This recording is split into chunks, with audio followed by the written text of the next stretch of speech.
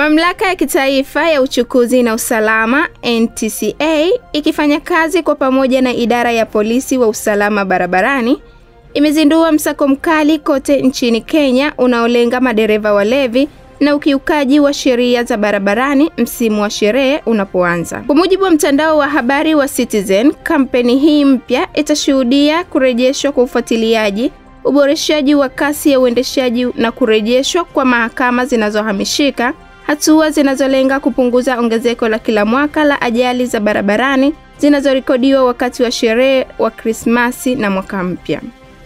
Kamanda wa idara hiyo, Daktari Frederick Ochieng, alithibitisha kwamba shughuli za utekelezaji zitakuwa imara zaidi kuliko miaka iliyopita, huku kukiwa na mkazo zaidi katika doria za usiku wakati ajali nyingi mbaya hutokea wakati huo.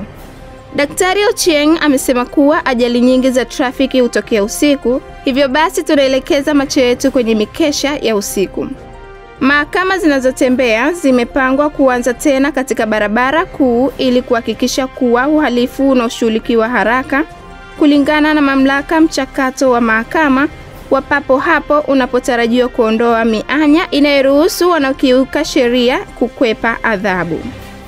Katika mpango wa kwanza wa aina yake kukubaliana na ufisadi, umma hautaruhusu kurekodi na kuwasilisha video za maafisa wa trafiki kuomba au kupokea hongo.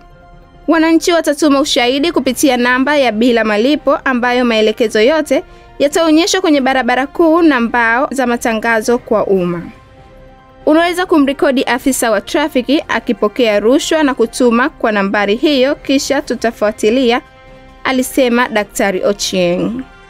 Licha ya hatua hizo, wadau wa usalama barabarani wanashinikiza kuwepo na uangalizi mkali wa maroli marefu na waendesha bodaboda ambao wanadai wanachangia kwa kiasi kikubwa ajali mbaya nchini kote.